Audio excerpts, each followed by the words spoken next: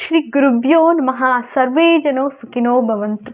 ಭಗವಂತ ಎಲ್ರಿಗೂ ಆಯುರ ಆರೋಗ್ಯ ಸಕಲ ಐಶ್ವರ್ಯವನ್ನು ಕೊಟ್ಟು ಕಾಪಾಡಲಿ. ನನ್ನೆಲ್ಲ ಆಧ್ಯಾತ್ಮ ಬಂಧುಗಳಿಗೆ, ಆಗರ್ಭ ಶ್ರೀಮಂತ ದೇವರುಗಳಿಗೆ ನಮಸ್ಕಾರ. ಮೋಟಿವೇಶನಲ್ ಚಾನಲ್ಗೆ ಸ್ವಾಗತ. ನಾನು ನಿಮ್ಮ ಯಶ್ವಾರ್. ಸ್ನೇಹಿತರೆ, ಹಿಂದಿನ ವಿಡಿಯೋದಲ್ಲಿ ಮಾರ್ವಾಡಿಗಳ ಬಗ್ಗೆ ಆ್ಯಂಡ್ ಶೆಟ್ರುಗಳ ಬಗ್ಗೆ ವಿಡಿಯೋ ಮಾಡಿದ್ದೆ. ಸೊ ಇವತ್ತಿನ ಟಾಪಿಕ್ ಬೇರೆ ವಿಷಯನೇ ಇತ್ತು. ಸೊ ಹಾಗಾಗಿ ನನ್ನ ವ್ಯೂವರ್ಸ್, ನೋಡಿದಂತಹ ವ್ಯೂವರ್ಸ್ ಕೆಲವೊಂದಷ್ಟು ಡೌಟ್ಗಳನ್ನ ಕಮೆಂಟ್ ಮಾಡಿದ್ರು. ಬಿಕಾಸ್ ಅದೇನಂತ ಅಂದರೆ, ನಾನು ವಿಡಿಯೋ ಸ್ಟಾರ್ಟಿಂಗಲ್ಲೇ ಹೇಳಿದ್ದೆ, ನಾನು ಇದೇ ಫಸ್ಟ್ ಟೈಮ್ ಮಾರ್ವಾಡಿಗಳ ವಿಡಿಯೋ ಬಗ್ಗೆ ಮಾಡ್ತಾ ಇರೋದು. ಇದೇ ಫಸ್ಟ್ ಟೈಮ್ ಆಗಿರೋದ್ರಿಂದ ಅವ್ರ ಬಗ್ಗೆ ಹೇಳ್ತಾ ಹೋದರೆ ತುಂಬ ಲೆಂತ್ ವಿಡಿಯೋ ಆಗುತ್ತೆ.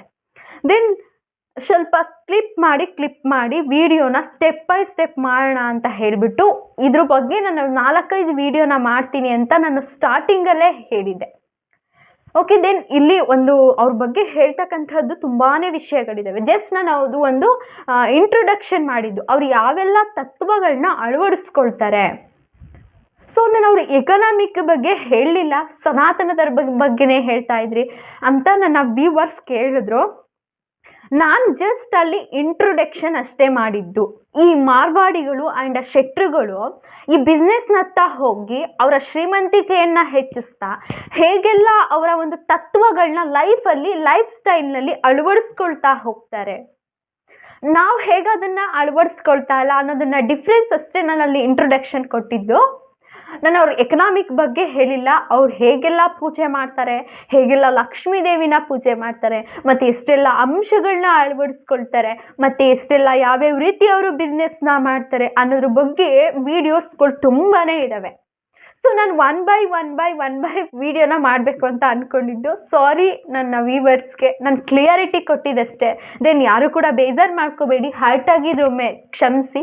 ನಾನು ಇಲ್ಲಿ ಜಸ್ಟ್ ಅವ್ರು ಏನೆಲ್ಲ ತತ್ವಗಳನ್ನ ಅಳವಡಿಸ್ಕೊಂಡು ಲೈಫ್ ಸ್ಟೈಲಲ್ಲಿ ಮುಂದುವರಿತಾ ಇದ್ದಾರೆ ಅನ್ನೋದನ್ನು ಜಸ್ಟ್ ಫಾರ್ ಅಷ್ಟೇ ನಾನು ಅಲ್ಲಿ ವಿಡಿಯೋ ಕ್ಲಿಪ್ಪಲ್ಲಿ ಹಾಕಿದ್ದು. ದಯವಿಟ್ಟು ಬೇಜಾರಾಗಬೇಡಿ. ಇವತ್ತಿನ ವಿಡಿಯೋದಲ್ಲಿ ಮಾರ್ವಾಡಿಗಳು ಹೆಚ್ಚಿನದಾಗಿ ಶ್ರೀಮಂತರೇ. ನೀವೆಲ್ಲ ಹೋಗಿ ನೋಡಿ ಸ್ನೇಹಿತರೆ, ಹೆಚ್ಚಿನದಾಗಿ ಎಲ್ಲರೂ ಕೂಡ ಅಲ್ಲಿ ಶ್ರೀಮಂತರೇ ಇರ್ತಕ್ಕಂಥದ್ದು. ಯಾರು ಕೂಡ ಅಲ್ಲಿ ಅಷ್ಟು ಒಂದು ಕೆಳಮಟ್ಟದಲ್ಲಿ ಇರ್ತಕ್ಕಂಥವ್ರು ಇಲ್ಲ ಮಾರ್ವಾಡಿಗಳಲ್ಲಿ. ಆಲ್ಮೋಸ್ಟ್ ನನಗೆ ಈ ವಿಚಾರನ ಕೆಲವೊಂದಷ್ಟು ಮಾರ್ವಾಡಿಗಳು ಫ್ರೆಂಡ್ಸ್ಗಳಿದ್ದಾರೆ, ಅವರ ಒಂದು ಜೀವನದ ಅಳವಡಿಕೆಗಳನ್ನ ನಾನು ತಿಳ್ಕೊಂಡು ನಾನು ವಿಡಿಯೋ ಮಾಡ್ತಾ ಇರೋದು. ಜಸ್ಟ್ ಇದನ್ನು ಇನ್ನೂ ಒಂದು 4-5 ವಿಡಿಯೋ ಮಾಡ್ತೀನಿ. ಇಲ್ಲಿ ಕೆಲವೊಂದು ನಾನು ಕ್ಲಿಯರ್ ಆಗಿ ಹೇಳಿಬಿಡ್ತೀನಿ. ಅವ್ರು ಜಸ್ಟ್ ಯಾವ್ಯಾವ ರೀತಿ ಒಂದು ಲೈಫಲ್ಲಿ ಅಳವಡಿಸ್ಕೊಳ್ತಾರೆ ಅನ್ನೋದನ್ನು ಒಂದು 5 ಅಂಶಗಳನ್ನ ಇವತ್ತಿನ ವಿಡಿಯೋದಲ್ಲಿ ಹೇಳ್ತಾ ಹೋಗ್ತೀನಿ. ದಯವಿಟ್ಟು ಎಲ್ಲೂ ವಿಡಿಯೋನ ಸ್ಕಿಪ್ ಮಾಡದೆ ಪೂರ್ತಿಯಾಗಿ ನೋಡಿ. ಅದಕ್ಕೆ ಕನ್ಫ್ಯೂಸ್ ಆಗೋದು ನೋಡಿ ಸ್ನೇಹಿತರೆ, ವಿಡಿಯೋನ ಎಲ್ಲಿ ಸ್ಟಾಪ್ ಮಾಡಿ ಕ್ಲಿಪ್ ಮಾಡಿ ನೋಡ್ತೀವಿ, ಅವಾಗ ನಮಗೆ ಪೂರ್ತಿ ವಿಷಯ ನಮಗೆ ಏನು ಹೇಳ್ತಾ ಇದ್ದಾರೆ ಅನ್ನೋದು ಅರ್ಥ ಆಗಲ್ಲ. ದಯವಿಟ್ಟು ಆಡಿಯನ್ಸಲ್ಲಿ ಒಂದು ಮನವಿ, ನಾವು ಯಾವ ವಿಷಯನ ಮಾತಾಡ್ತಾ ಇದ್ದೀವಿ ಅನ್ನೋದನ್ನು ಅರ್ಥೈಸ್ಕೊಂಡು ಅಲ್ಲಿ ಒಳಾಂಶ ಏನಿದೆ ಅನ್ನೋದನ್ನು ದಯವಿಟ್ಟು ಅರ್ಥ ಮಾಡ್ಕೊಳ್ಳಿ. ಹಾಗೆ ಮತ್ತು ಎಲ್ಲರಿಗೂ ಕೂಡ ನನ್ನ ಚಾನಲ್ನ ಇನ್ನು ಯಾರೆಲ್ಲ ಸಬ್ಸ್ಕ್ರೈಬ್ ಆಗದೆ ವಿಡಿಯೋ ನೋಡ್ತಿದ್ದೀರಾ, ದಯವಿಟ್ಟು ಸಬ್ಸ್ಕ್ರೈಬ್ ಮಾಡ್ಕೊಂಡು ವಿಡಿಯೋ ನೋಡಿ ಮತ್ತು ಹೆಲ್ಪ್ ಆಗ್ತಕ್ಕಂಥ ವಿಷಯ ಒಮ್ಮೆ ಶೇರ್ ಮಾಡಿ ಅಂತ ಹೇಳ್ತಾ ಈ 5 ಅಂಶಗಳನ್ನ ಹೇಳ್ತಾ ಹೋಗ್ತೀನಿ. 5 ಅಂಶಗಳನ್ನ ತಿಳ್ಕೊಳ್ಳೋಣ ಬನ್ನಿ ಸ್ನೇಹಿತರೆ. ಲೈಕ್ ಅವರು ಫಸ್ಟ್ ಪ್ರಿನ್ಸಿಪಲ್ ಏನು ಗೊತ್ತಾ, ಅವರಲ್ಲಿ ಒಂದು ಹೈ ವಾಲ್ಯೂಮ್ ಕಡೆ, ಅವ್ರು ಏನೇ ಒಂದು ಬಿಸ್ನೆಸ್ನ ಮಾಡ್ತಾ ಇದ್ರು ಕೂಡ ಹೈ ವಾಲ್ಯೂಮ್ ಕಡೆ ಗಮನ ಕೊಟ್ಟು ಲೋ ಪ್ರಾಫಿಟ್ ಕಡೆ ಗಮನ ಕೊಡ್ತಾರೆ. ಸೊ ನಾನು ಫಾರ್ ಎಕ್ಸಾಂಪಲ್ ಹೇಳ್ಬೇಕಂತಂದರೆ, ಅವರು ಯಾವುದೋ ಒಂದು ಎಲೆಕ್ಟ್ರಿಕಲ್ ಗೂಡ್ಸ್ಗೆ ಅವರು 50% ನನಗೆ ಮಾರ್ಜಿನ್ ಬರಬೇಕು, 30% ನನಗೆ ಬರಬೇಕು ಅಂತ ಹೇಳಲ್ಲ. ಸೊ ನೀವು 1 ಲಕ್ಷಕ್ಕೆ ತೊಗೊಂಡೋಗಿ ನನಗೆ ಒಂದು 2,000 ರೂಪಾಯಿ ದುಡ್ಡು ಬಂತು ಅಂತ ಅಂದರೆ ಸಾಕು, ನನಗೆ ಅವ್ರಿಗೆ ತಕ್ಷಣ ಕ್ಯಾಶ್ ಕೊಟ್ಬಿಟ್ರೆ ಅಲ್ಲಿ ಅವರು ಒಂದು ಮಾರ್ಜಿನ್ನೇ ಕಡಿಮೆ ಮಾಡಿಬಿಡ್ತಾರೆ, ನನಗೆ ದುಡ್ಡು ಬಂದರೆ ಸಾಕು ಅಂತಾರೆ. ಸೊ ನಾವು ಹಾಗಲ್ಲ, ನಮಗೆ ಒಂದು ದಿನಕ್ಕೊಂದು 1,000 ರೂಪಾಯಿ ಬರ್ತಾ ಇದ್ರೆ ಅಂದರೆ ನನಗೊಂದು 500 ರೂಪಾಯಿನೇ ಲಾಭ ಬಂದ್ಬಿಡ್ಬೇಕು. ಆಗ ಕಸ್ಟಮರ್ ಏನು ಮಾಡ್ತಾರೆ ಗೊತ್ತಾ, ಕಸ್ಟಮರ್ ನಿಮ್ಮಲ್ಲಿ ಲೋ ಇರ್ತಕ್ಕಂಥ ಒಂದು ಇನ್ಸ್ಟಿಟ್ಯೂಟ್ಗೆ ಹೋಗ್ಬಿಡ್ತಾರೆ. ಅಲ್ಲಿ ನಿಮಗೆ ಒಂದು ಬಿಸ್ನೆಸ್ ಅನ್ನೋದು ಲಾಸ್ ಆಗುತ್ತೆ. ನಮ್ಮಲ್ಲಿ ಇರ್ತಕ್ಕಂತಹ ಜನಗಳು ಹೇಗೆ ಗೊತ್ತಾ, ಎಷ್ಟೋ ಜನ ಬಿಸ್ನೆಸ್ ಮಾಡೋದಕ್ಕೆ ತುಂಬ ಹೆದರ್ತಾರೆ, ನಾನು ಲಕ್ಷ ಕಳ್ಕೊಬಿಡ್ತೀನಿ ಅಂತ. ಸೊ ಹಾಗಾಗಿ ಈ ಮಾರ್ವಾಡಿಸ್ ಶೆಟ್ರುಗಳಾಗಿರ್ಬೋದು, ಇವ್ರು ಏನು ಮಾಡ್ತಾರೆ ಅಂದರೆ ಹೆಚ್ಚಿನದಾಗಿ ಲೋ ಪ್ರಾಫಿಟ್ನ ಅನುಭವಿಸಿ ಹೆಚ್ಚು ಅವಕಾಶಗಳನ್ನ ಹುಡುಕ್ತಾರೆ. ಸೊ ಯಾವ್ಯಾವ ಅವಕಾಶಗಳು ಸಿಗ್ತವೆ, ಎಲ್ಲೆಲ್ಲಿ ಇರ್ತವೆ, ಒಂದೇ ಹತ್ರದ ಮೈಂಡ್ ಸೆಟ್ಟಲ್ಲಿ ಅವ್ರು ಯೋಚನೆನೇ ಮಾಡಲ್ಲ. ಫಸ್ಟ್ ಅವರು ಹೈ ಪ್ರಾಫಿಟ್ನ ನೋಡಲಿಕ್ಕೆ ಸಾಧ್ಯ ಹೋಗಲ್ಲ, ಲೋ ಪ್ರಾಫಿಟ್ ನೋಡಿ ಇನ್ಕಮ್ಗಳ ಕಡೆ ಜಾಸ್ತಿ ಹೋಗ್ತಾರೆ. ಎಷ್ಟೆಷ್ಟು ಇನ್ವೆಸ್ಟ್ಮೆಂಟ್ ಮಾಡಿದ್ರೆ ಎಷ್ಟೆಷ್ಟು ನಾನು ಅದನ್ನು ತಗೊಳ್ತಕ್ಕಂಥದ್ದು. ಅವ್ರೇನಾದರೂ ಈಗ ಒಂದು ಯಾವುದೋ ಒಂದು ಎಲೆಕ್ಟ್ರಿಕಲ್ ಗೂಡ್ಸ್ನ ತೊಗೊಬತ್ತು ಅಂತ ಅಂದರೆ ಅವರು 85 ರೂಪಾಯಿಗೆ ತೊಗೊಂಡು ಅದನ್ನು 100 ರೂಪಾಯಿ ಮಾರಿದ್ರೆ ಅವ್ರಿಗೆ ಎಷ್ಟು ಲಾಭ ಇರುತ್ತಲ್ವ. ಹಾಗೆ ಅವ್ರದ್ದು ಬುದ್ಧಿವಂತರ ಲಕ್ಷಣ, ಆ ರೀತಿ ಥಿಂಕ್ ಮಾಡಬೇಕು ಅವರು. ನಮಗೇನೋ ಒಂದು 1000 ರೂಪಾಯಿ ಬಂದ್ಬಿಡುತ್ತೆ ಅಂತ ಅಂದ್ಬಿಟ್ಟು ನಮ್ಗೊಂದು 1000 ರೂಪಾಯಿ ಅಥವಾ 2000 ರೂಪಾಯಿ ಬರ್ತಿದೆ ಅಂದರೆ ನನಗೆ 1000 ರೂಪಾಯಿನೇ ಲಾಭ ಬಂದ್ಬಿಡ್ಬೇಕು ಅಂತ ನಾವು ತಕ್ಷಣದಲ್ಲಿ ಇಮಿಡಿಯೇಟ್ಲಿ ಇದು ಮಾಡ್ತೀವಿ. ಅದಕ್ಕೋಸ್ಕರನೇ ಒಂದು ಮಾರ್ವಾಡಿಸ್ಗಳಾಗಿರ್ಬೋದು, ಶೆಟ್ರುಗಳಾಗಿರ್ಬೋದು, ಜೈನೀಸ್ಗಳಾಗಿರ್ಬೋದು, ಪ್ರತಿಯೊಂದರಲ್ಲೂ ಕೂಡ ಅವರು ಉನ್ನತ ಮಟ್ಟಕ್ಕೆ ಹೋಗ್ತಾ ಇದ್ದಾರೆ. ಒಂದು ಚಿನ್ನದ ಅಂಗಡಿ ಇರಬಹುದು, ಒಂದು ಸ್ವೀಟ್ ಅಂಗಡಿ ಇರಬಹುದು, ಯಾವುದೇ ಇನ್ನಿತರ ಅಲ್ಲಿ ಏನಾಗುತ್ತೆ ಅನ್ನೋದನ್ನ ಪ್ರತಿಯೊಂದನ್ನು ಕೂಡ ಥಿಂಕ್ ಮಾಡ್ತಾ ಇರ್ತಾರೆ. ಫಸ್ಟ್ ಅವರು ಥಿಂಕ್ ಮಾಡಿ ನನಗೆ ತುಂಬ ಇಷ್ಟ ಆಗ್ತಕ್ಕಂತಹ ಗುಣ ಏನು ಗೊತ್ತಾ, ಅವರು ಹೈ ಇನ್ಕಮ್ ಕಡೆ ಗಮನ ಕೊಟ್ಟು ಮತ್ತೆ ಲೋ ಪ್ರಾಫಿಟ್ ಕಡೆ ಗಮನ ಕೊಡ್ತಾರೆ. ಅಲ್ಲಿ ನಮಗೆ ಏನು ಬರ್ತಾ ಇದೆ ಗೂಡ್ಸ್ ಅಥವಾ ಏನು ಎಲೆಕ್ಟ್ರಿಕಲ್ಸ್ ಬರ್ತಾ ಇದೆ ಅನ್ನೋದ್ರ ಕಡೆ ಗಮನ ಕೊಟ್ಟು ಅವ್ರು ತಕ್ಷಣದಲ್ಲಿ ನೀವು ದುಡ್ಡು ಕೊಟ್ಬಿಟ್ರೆ ಸಾಕು, ತಲೆ ಕೆಡಿಸ್ಕೊಳ್ಳಲ್ಲ, ಸರ್ ತಗೊಂಡು ಹೋಗಿ ಅಂತ ಅಂದ್ಬಿಡ್ತಾರೆ. ಸೊ ಆ ಇನ್ಕಮ್ನ ಹೇಗೆ ಮಾಡ್ಕೋಬೇಕು ಅನ್ನೋ ಮೆಂಟಾಲಿಟಿನೂ ಗೊತ್ತಿರುತ್ತೆ. ಹಾಗಾಗಿ ಕಸ್ಟಮರ್ಸ್ ಬರ್ತಾ ಇರ್ತಾರೆ, ಅವ್ರಿಗೆ ತಾನಾಗಿ ಇನ್ಕಮ್ ರೈಸ್ ಆಗ್ತಾ ಹೋಗ್ತಾ ಇರುತ್ತೆ. ಸೊ ನಮ್ಮಲ್ಲಿ ಹಾಗೆ ಮಾಡಲ್ಲ, ತಕ್ಷಣದಲ್ಲಿ ನಮ್ಗೆ ಆದಾಯ ಬೇಕಂತ ನಾವು ರೈಸ್ ಮಾಡ್ತಾ ಹೋಗ್ತೀವಿ. ಸೊ ಕಸ್ಟಮರ್ಸ್ ನಮ್ಮ ಹತ್ರ ನಿಲ್ಲಲ್ಲ, ಬೇರೆ ಕಡೆ ಹೋಗ್ತಾರೆ. ಮಾರ್ವಾಡಿಸ್ಗಳು ಮಾಡ್ತಕ್ಕಂಥ ಇನ್ನೊಂದು ಸೆಕೆಂಡ್ ಕೆಲಸ ಏನು ಗೊತ್ತಾ, ಅವರು ಒಂದೇ ಇನ್ಕಮಲ್ಲಿ ಕೂತಿರಲ್ಲ, 2-3 ಇನ್ಕಮ್ಗಳನ್ನ ಮಾಡ್ತಾ ಇರ್ತಾರೆ. ಸೊ ಅವ್ರು ಏನಾದರೂ ಒಂದು ಇನ್ಕಮ್ ಬಂತು ಅಂತ ಅಂದರೆ ಆ ಇನ್ಕಮ್ನ ಮತ್ತೊಂದು ಕಡೆ ರೀಇನ್ವೆಸ್ಟ್ಮೆಂಟ್ ಮಾಡ್ತಾರೆ. ಅದನ್ನು ಹಾಗೇ ಇಟ್ಕೊಳ್ಳಲ್ಲ. ಮತ್ತೊಂದು ಕಡೆ ಏನೋ ಒಂದು ಕಡೆ ಇನ್ವೆಸ್ಟ್ಮೆಂಟ್ ಮಾಡಿದ್ರು, ಅದು ಆದಾಯ ಬಂತು, ಆ ಆದಾಯನ ಮತ್ತೊಂದು ಕಡೆ ರೀಇನ್ವೆಸ್ಟ್ಮೆಂಟ್ ಮಾಡ್ತಾರೆ. ಆ ದುಡ್ಡನ್ನು ಮತ್ತೆ ದುಡಿಯಲಿಕ್ಕೆ ಬಿಡ್ತಾರೆ. ಸೊ ಹಾಗಾಗಿ ನಾನು ಈ ಒಂದು ಟಾಪಿಕ್ ಬಗ್ಗೆ ಮಾತಾಡ್ತೀನಿ, ನೆಕ್ಸ್ಟ್ ವಿಡಿಯೋ ಮಾಡ್ತೀನಿ. 7 ಕಡೆ ಆದಾಯ ಬರ್ತಕ್ಕಂಥದ್ದನ್ನು ಅದು ಹೇಗೆ ನಾವು ಮಾಡ್ಕೋಬೇಕು, ಅದು ಹೇಗೆ ನಾವು 4-5 ಕಡೆ ಇನ್ಕಮ್ನ ಮಾಡ್ಕೋಬೇಕು ಅನ್ನೋದ್ರ ಬಗ್ಗೆ ವಿಡಿಯೋ ಮಾಡ್ತೀನಿ. ಈ ಸ್ಟಾಕ್ ಮಾರ್ಕೆಟಿಂಗಲ್ಲಾಗಿರ್ಬೋದು, ಮ್ಯೂಚುವಲ್ ಫಂಡ್ ಆಗಿರ್ಬೋದು, ಮತ್ತು ಶೇರಿಂಗಲ್ಲಾಗಿರ್ಬೋದು, ಯಾವುದ್ರಲ್ಲಾದರೂ ಸರಿ ಈ ಮಾರ್ವಾಡೀಸ್ ಆ್ಯಂಡ್ ಶೆಟ್ರುಗಳು ಮತ್ತೆ ಅದನ್ನು ರೀಇನ್ವೆಸ್ಟ್ಮೆಂಟ್ ಮಾಡ್ತಾರೆ. ಅವ್ರ ಬುದ್ಧಿವಂತರು, ಅವ್ರು ತುಂಬ ಎಷ್ಟು ಟ್ಯಾಲೆಂಟ್ ಇರ್ತಾರೆ ನೋಡಿ. ಒಬ್ಬರಲ್ಲ, ನೀವು ಪ್ರತಿಯೊಬ್ಬ ಮಾರ್ವಾಡೀಸ್ನು ಹೋಗಿ ನೋಡಿ, ಅವ್ರು ಒಂದ್ಸಲ ಒಂದು ಇನ್ಕಮ್ ಬಂತು ಅಂದರೆ ಅವ್ರು ಅದನ್ನು ಸುಮ್ಮನೆ ಇಟ್ಕೊಳ್ಳಲ್ಲ, ಮತ್ತೆ ಇನ್ವೆಸ್ಟ್ಮೆಂಟ್ ಮಾಡಿ ಆ ದುಡ್ಡು ಮತ್ತೆ ದುಡಿಯೋ ಥರ ಮಾಡ್ಕೊಳ್ತಾರೆ. ಇದು ಒಂದು ಬೆಸ್ಟ್ ಅವರಲ್ಲಿರ್ತಕ್ಕಂಥ ಒಂದು ಒಳ್ಳೆ ಕೆಲಸ ಆ್ಯಂಡ್ ಒಂದು ಒಳ್ಳೆ ಕ್ವಾಲಿಟಿ, ಒಂದು ಒಳ್ಳೆ ಅಂಶ ಅಂತಲೇ ಹೇಳ್ಬೋದು. ನೆಕ್ಸ್ಟ್ ಅಂಶ ಏನು, 3ನೇ ಅಂಶ ಏನಂತಂದರೆ, ಅವ್ರು ಯಾವಾಗಲೂ ಕೂಡ ಒಂದು ಅವ್ರಿಗೆ ಎಲ್ಲ ಕಡೆ ಇನ್ಕಮ್ ಬರ್ತಾ ಇರಲಿ, ಒಂದು ಕೆಲಸದಲ್ಲಿ ಎಂಗೇಜ್ ಆಗಿರ್ತಾರೆ, ಒಂದು ಕೆಲಸದಲ್ಲಿ ಬ್ಯುಸಿ ಆಗಿಬಿಡ್ತಾರೆ. ಅವ್ರಿಗೆ ಎಷ್ಟೇ ಕಡೆ ಇನ್ಕಮ್ ಬರ್ತಾ ಇರಲಿ, ಪ್ರತಿನಿತ್ಯ ಒಂದು ಕೆಲಸದತ್ತ ನಿರಂತರವಾಗಿ ಬ್ಯುಸಿ ಆಗಿಬಿಡ್ತಾರೆ.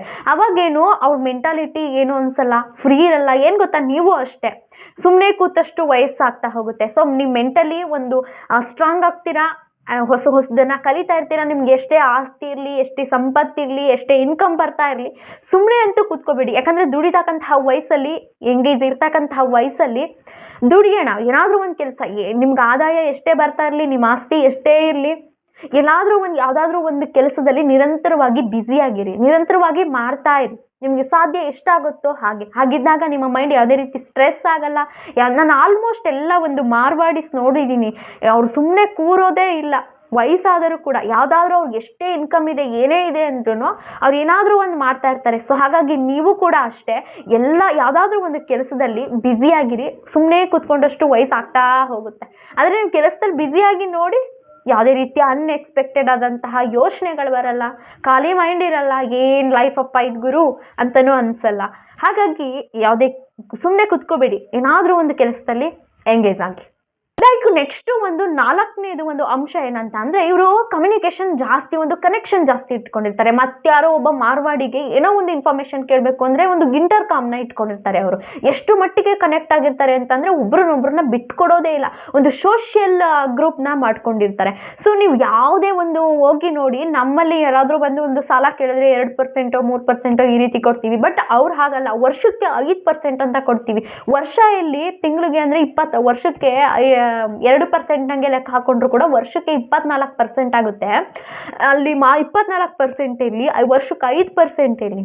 ಹಾಗಾಗಿ ನೀವು ಒಬ್ಬರ ಹತ್ರ ಏನೋ ಒಂದು ಅದನ್ನು ತಗೊಂಡು ಮತ್ತೆ ಅದನ್ನು ನೀವು ಮಾರಬೇಕು ಅಂತ ಅಂದರೆ ಅದು ಮಾರ್ವಾಡಿಗೆ ಆಗಿರುತ್ತೆ. ಅವರು ಎಷ್ಟು ಕನೆಕ್ಷನ್ ಆಗಿರ್ತಾರೆ ಅಂತಂದರೆ, ನೀವು ಆಲ್ಮೋಸ್ಟ್ ಎಲ್ಲ ನೋಡಿ ಒಬ್ರಿಗೊಬ್ರು ಅಷ್ಟು ಒಂದು ಸೋಷಿಯಲ್ ಕನೆಕ್ಷನ್ನ ಕ್ರಿಯೇಟ್ ಮಾಡ್ಕೊಂಡಿರ್ತಾರೆ. ನೀವು ಹಾಗೆ ಪ್ರತಿಯೊಬ್ಬರಿಗೂ ಕೂಡ ಏನಾದರೂ ಒಂದು ಅಷ್ಟು ಸೋಷಿಯಲ್ ನೆಟ್ವರ್ಕ್ನ ಇಟ್ಕೊಳ್ತಕ್ಕಂತಹದ್ದು, ಮತ್ತೊಂದು ಹೊಸದನ್ನ ಕಲಿತಾ ಇರ್ತಕ್ಕಂಥದ್ದು. ನಾವು ಕೊಟ್ಬಿಟ್ರೆ ಅವ್ರು ಬೆಳೆದು ಬಿಡ್ತಾರಪ್ಪ ಅನ್ನೋದು ಇರಬಾರ್ದು. ಅವ್ರ ಮೈಂಡ್ ಸೆಟ್ಟಲ್ಲಿ ಆ ಥರ ಇರೋದೇ ಇಲ್ಲ ಗುರು. ಅದಕ್ಕೋಸ್ಕರ ಅವರು ಶ್ರೀಮಂತರಾಗ್ತಾ ಇರೋದು. ಅವರಲ್ಲಿ ಎಷ್ಟು ಬಾಂಡಿಂಗ್ ಇರುತ್ತೆ ಅಂದರೆ, ಎಷ್ಟು ಮಟ್ಟಿಗೆ ಕನೆಕ್ಷನ್ ಆಗಿರ್ತಾರೆ ಅಂದರೆ, ಒಬ್ರಿಗೊಬ್ರು ಬಿಟ್ಕೊಡೋದೇ ಇಲ್ಲ. ನಾವೇನಾದರೂ ಒಂದು ತಗೊಂಡು ಮತ್ತೊಂದು ಅವ್ರಿಗೆ ಮಾರಬೇಕು ಅಂತಂದರೆ ಅದು ಮಾರುವಾಡಿಗೆ ಆಗಿರಬೇಕು. ಅಷ್ಟರ ಮಟ್ಟಿಗೆ ಅವರು ಒಂದು ಕನೆಕ್ಷನಲ್ಲಿ ಇರ್ತಾರೆ. ಹಾಗಾಗಿ ನೀವು ಕೂಡ ಹೊಸದಾಗಿ ಒಂದು ಹೆಚ್ಚಿನದಾಗಿ ಸೋಷಿಯಲ್ ನೆಟ್ವರ್ಕ್ನ ಬೆಳೆಸ್ಕೊಂಡಾಗ ಒಂದು ಒಳ್ಳೆ ರೀತಿ ಆವಾಗ ಅಲ್ಲಿ ನಿಮ್ಮ ಶ್ರೀಮಂತಿಗೆ ಗುಣ ಇನ್ನ ಹೆಚ್ಚಾಗುತ್ತೆ, ಒಂದು ನೆಟ್ವರ್ಕ್ ಕೂಡ ತುಂಬಾ ಚೆನ್ನಾಗಾಗುತ್ತೆ. ನೆಕ್ಸ್ಟ್ ಪಾಯಿಂಟ್ ಏನಂತ ಅಂದರೆ, ನೆಕ್ಸ್ಟ್ ಅಂಶ ಏನಂತಂದರೆ, ಇದು ತುಂಬ ವೆರಿ ಇಂಪಾರ್ಟೆಂಟು. ಯಾರೇ ಆಗಲಿ ನಮ್ಮಲ್ಲಿ ನೀವು ನೋಡಿದ್ದೀರಾ ಸ್ನೇಹಿತರೆ, ಯಾರಾದರೂ ಏನಾದರೂ ಒಂದು ಬಿಸ್ನೆಸ್ ಮಾಡ್ತಿದ್ದಾರೆ ಅಂತ ಅಂದರೆ ನಾವು ಅಸೂಯೆ ಪಡ್ತೀವಿ, ದ್ವೇಷ ಮಾಡ್ತೀವಿ.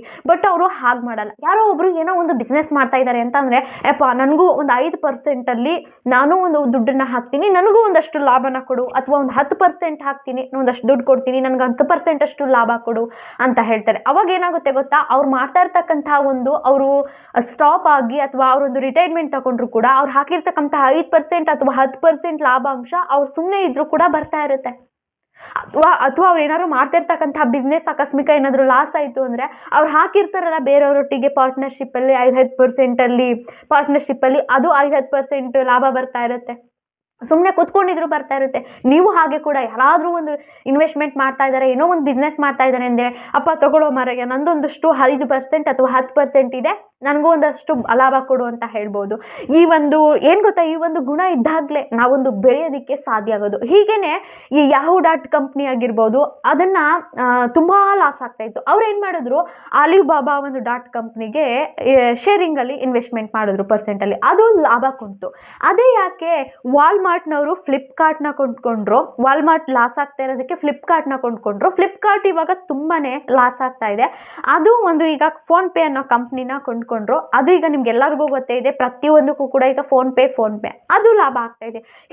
ಹೀಗೆ ಮಾಡ್ತಕ್ಕಂತಹ ಒಂದು ಮಾರ್ವಾಡಿಗಳ ಒಂದು ಟೆಕ್ನಿಕ್ಸ್ಗಳನ್ನ, ಸಿಂಪಲ್ ಟೆಕ್ನಿಕ್ಸ್ಗಳು, ನಾವೊಂದು ಅಸೂಯೆ, ಅವ್ರು ಬೆಳೀತಿದಾರಪ್ಪ, ಅವ್ರು ಮಾಡ್ತಿದಾರಂತಪ್ಪ, ಅವ್ರ ಎದುರುಗಡೆ ನಾನು ಇನ್ನೊಂದು ಅಂಗಡಿ ಹಾಕ್ಬೇಕು ಗುರು, ಅದು ಬಿಟ್ಬಿಡಿ, ಅವ್ರು ಒಂದು ಒಳ್ಳೆ ರೀತಿ ಬೆಳೀತಿದ್ದಾರಾ, ನೀವೊಂದು 5% 10% ಅಲ್ಲಿ ಹೋಗಿ ಹಾಕಿ, ಅವರು ಕೂಡ ಖಂಡಿತ ನಿಮಗೆ, ನೀವು ಸುಮ್ಮನೆ ಇದ್ರು ಅಕಸ್ಮಾತ್ ನೀವೇನಾದರೂ ಒಂದು ಬಿಸ್ನೆಸ್ ಲಾಸ್ ಆಯ್ತಿದ್ರು ಕೂಡ ಅವ್ರ ಕಡೆಯಿಂದ ಬರುತ್ತೆ. ಸೊ ಇದಿಷ್ಟಾಗಿತ್ತು 5 ಅಂಶಗಳನ್ನ ಒಳ್ಳೆ ರೀತಿ ಅಳವಡಿಸ್ಕೊಂಡ್ರೆ ಒಂದು ರೀತಿ ನಾವು ಹೋಗ್ತಕ್ಕಂಥ ದಾರಿ ಕೂಡ, ನಮಗೆ ಭಗವಂತ ತೋರಿಸ್ತಕ್ಕಂಥ ದಾರಿ ಕೂಡ ಒಂದು ಶ್ರೀಮಂತಿಕೆ ಹಾದಿಗೆ ತುಂಬ ಈಸಿ ಆಗುತ್ತೆ. ಸೊ ಇದು ಕ್ಲಿಯರಾಗಿ ಅರ್ಥ ಆಯಿತು ಅಂತ ಅನ್ಕೋತೀನಿ. ಅವ್ರು ಹೇಗೆಲ್ಲ ಅಂಶಗಳನ್ನ ಅಳವಡಿಸ್ಕೊಂಡು ಆ ದುಡ್ಡನ್ನ ಮಾಡ್ತಿದ್ದಾರೆ ಅನ್ನೋದು ಮಾತ್ರ ನನ್ನ ವಿಡಿಯೋದಲ್ಲಿ ಹೇಳ್ತಾ ಇರೋದು. ಅವ್ರು ಯಾವ್ಯಾವ ಬಿಸ್ನೆಸ್ ಮಾಡ್ತಾರೆ, ಹೇಗೆಲ್ಲ ಪೂಜೆ ಮಾಡ್ತಾರೆ, ಇನ್ನು ಹೇಗೆಲ್ಲ ಕಲ್ಚರ್ ಇಟ್ಕೊಂಡಿದ್ದಾರೆ ಅನ್ನೋದ್ರ ಬಗ್ಗೆ ತುಂಬ ವಿಡಿಯೋಸ್ ಇದೆ. ಇಲ್ಲಿವರೆಗೆ ನೋಡಿದಂತಹ ಎಲ್ರಿಗೂ ಕೂಡ, ಯಾರು ಇಲ್ಲಿವರೆಗೆ ಪೇಷನ್ಸಿಂದ ನೋಡಿದ್ದಾರೆ ಅವರಿಗೆ ತುಂಬ ಹೃದಯದ ಧನ್ಯವಾದವನ್ನು ಸಲ್ಲಿಸ್ತಾ, ನೆಕ್ಸ್ಟ್ ವಿಡಿಯೋದಲ್ಲಿ ಅವ್ರು ಹೇಗೆ ಪೂಜೆ ಮಾಡ್ತಾರೆ ಅಥವಾ ಅವ್ರು ಹೇಗೆ ಇದು ಮಾಡ್ತಾರೆ ಅನ್ನೋದ್ರ ಬಗ್ಗೆ ತಿಳಿಸ್ಕೊಡ್ತಾ ಹೋಗ್ತೀನಿ. ನೆಕ್ಸ್ಟು ಎಪಿಸೋಡ್ವರೆಗೆ ಕಾಯ್ತಾರಿ. ಅಲ್ಲಿವರೆಗೂ ನಮಸ್ತೆ.